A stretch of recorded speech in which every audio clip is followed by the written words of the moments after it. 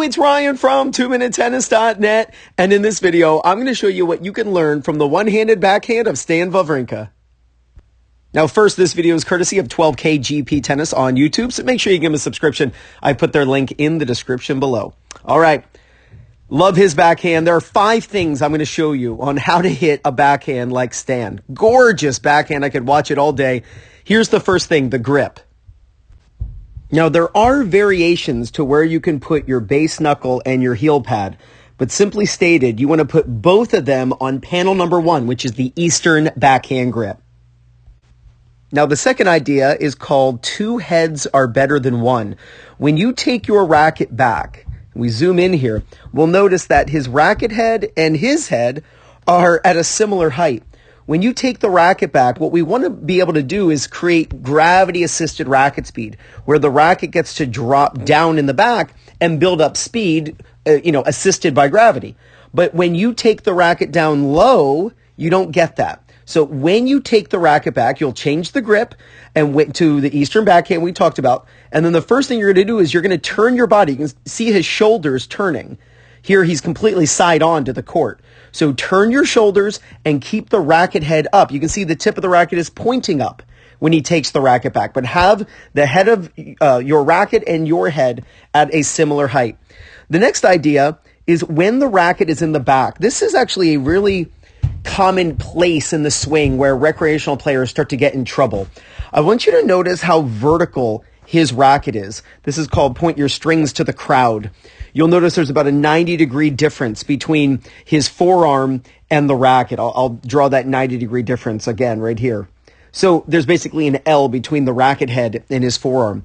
Where a lot of recreational players get in trouble is they have their racket wide open in the back with the strings facing up.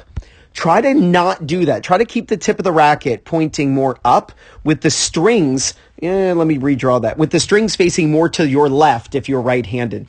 That's actually going to help you do the next thing in the swing, which is actually drop the racket head down and close. So let's look at that. Here's the fourth thing. Look at his racket. His racket is closed at this point. Closed simply means strings tilted down toward the ground. The amount that they tilt down will be based on the grip that you use, but we want to have the racket face slightly tilted down prior to hitting a one-handed backhand, because that is what is then going to lead to the strings then facing forward. So when your strings are slightly down in the back, then the strings face forward when you hit the ball. If you're someone who in the back has the racket very straight up and down, it can sometimes lead to then the racket, when you hit the ball, to be wide open and the ball goes shooting out. So film yourself and see that your racket is closing in the back. And when it closes, it's going to be much easier to then swing up the back of the ball for topspin. And the last thing is a result of that upward swing as he's, hitting topspin.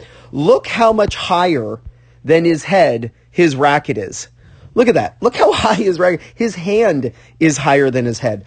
You watch most recreational players, they swing around their body, and their swing goes very much to the right. What I like to tell people is, if you were standing to the right of Stan, like I'm going to draw a person here. If you were going to stand to the right of Stan, you would not get hit by him. He's swinging up enough that you would not get hit.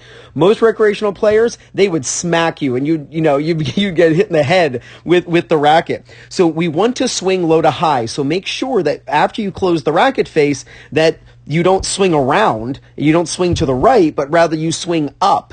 And when you swing up enough, that gives the net clearance and the height and the depth in order to hit your best backhand. So use your Eastern backhand grip. Keep the racket head up next to your head as you take the racket back. When the racket is behind you, have the tip of the racket pointing up with the strings facing off to the left and the left elbow up. That's what's going to make the left arm or the left forearm very straight across.